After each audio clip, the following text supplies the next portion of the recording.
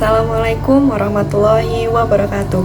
Perkenalkan, nama saya Laila dengan NIM A1A325021, kelas R003, Program Studi Pendidikan Pancasila dan Kewarganegaraan. Pada kesempatan kali ini, saya akan menjelaskan materi mengenai isu lingkungan hidup, energi, dan pemanasan global. Yang pertama, pendahuluan isu lingkungan hidup. Isu lingkungan hidup merupakan masalah global yang sangat penting karena berdampak luas terhadap kehidupan manusia. Kerusakan lingkungan seperti banjir, badai, dan perubahan iklim ekstrem menunjukkan bahwa kualitas lingkungan hidup semakin menurun. Dampaknya bahkan lebih besar dirasakan oleh negara berkembang dibandingkan negara maju. Yang kedua, tantangan dalam politik internasional. Dalam politik internasional, isu lingkungan hidup menjadi kompleks karena adanya perbedaan kepentingan antar negara. Negara maju sering enggan mengurangi emisi karbon karena alasan ekonomi, sedangkan negara berkembang masih membutuhkan pembangunan. Selain itu, terdapat fenomena free rider, yaitu negara tidak berkontribusi dalam mengurangi kerusakan lingkungan, tetapi tetap memperoleh keuntungan. Yang ketiga, tragedy of the commons. Tragedy of the commons adalah kondisi ketika sumber daya bersama seperti udara, laut, dan hutan dieksploitasi secara berlebihan. Hal ini terjadi karena setiap pihak berusaha mengambil keuntungan sendiri tanpa mempertimbangkan dampak jangka panjang, sehingga akhirnya merugikan semua pihak. Yang keempat, mencegah overexploitation of the commons. Untuk mencegah eksploitasi berlebihan, diperlukan kerjasama dan aturan yang jelas. Upaya yang dapat dilakukan antara lain, membuat regulasi penggunaan sumber daya, kerjasama internasional, pembangunan berkelanjutan, meningkatkan kesadaran masyarakat. Yang kelima, isu energi dan lingkungan hidup. Isu energi sangat berkaitan dengan lingkungan hidup, karena penggunaan energi yang tinggi dapat menyebabkan kerusakan lingkungan. Energi merupakan kebutuhan utama manusia modern, namun penggunaannya yang berlebihan, terutama dari bahan bakar fosil seperti minyak dan batu bara, menyebabkan pencemaran dan pemanasan global. Yang pertama, asal bencana. Sebagian besar bencana lingkungan disebabkan oleh aktivitas manusia, seperti deforestasi, industrialisasi, dan eksploitasi sumber daya alam secara berlebihan. Yang kedua, kelangkaan energi. Kebutuhan energi yang terus meningkat menyebabkan terjadinya kelangkaan energi. Energi juga memiliki nilai politik karena berkaitan dengan kepentingan negara.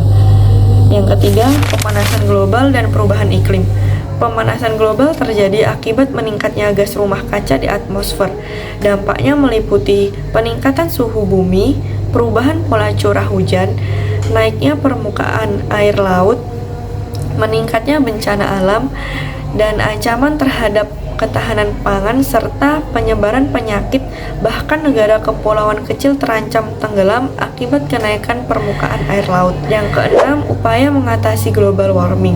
Untuk mengatasi pemanasan global, negara-negara di dunia melakukan berbagai upaya di berbagai bidang. Yang pertama, di bidang pertanian. Dilakukan penelitian untuk menghasilkan bibit unggul yang tahan hama dan kekeringan, serta meningkatkan produksi tanpa membuka lahan baru. Yang kedua, ada di bidang peternakan. Dilakukan upaya untuk mengurangi emisi gas metana melalui peningkatan kualitas pakan dan pengendalian jumlah ternak. Dan di bidang energi, negara-negara mulai beralih ke energi terbarukan yang lebih ramah lingkungan. Di bidang manajemen sumber air, dilakukan perlindungan sumber air, pengembangan teknologi, dan penyimpanan air. Dan yang terakhir, di bidang kehutanan. Di bidang kehutanan ini dilakukan pelestarian hutan melalui kebijakan pengelolaan yang lebih ketat. Selain itu, masyarakat juga mulai mengubah gaya hidup dengan menggunakan produk ramah lingkungan dan energi secara efisien. Yang ketujuh, respon global terhadap isu lingkungan. Isu lingkungan hidup telah menjadi perhatian dunia ditangani melalui kerjasama internasional. Konferensi Stockholm tahun 1972 menjadi awal pembahasan lingkungan hidup secara global. Konferensi Rio tahun 1992 menghasilkan berbagai kesepakatan penting mengenai lingkungan hidup. Dan Protokol Kyoto tahun 1997 mewajibkan negara maju untuk mengurangi emisi gas rumah kaca.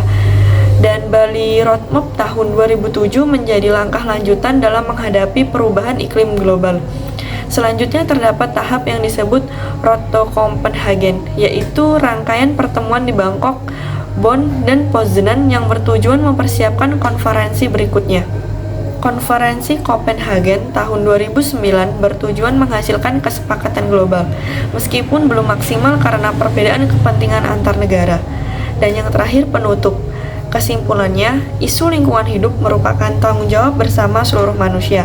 Diperlukan kerjasama internasional, kebijakan yang tepat, serta kesadaran individu untuk menjaga lingkungan demi keberlanjutan hidup di masa depan. Sekian penjelasan dari saya, terima kasih. Wassalamualaikum warahmatullahi wabarakatuh.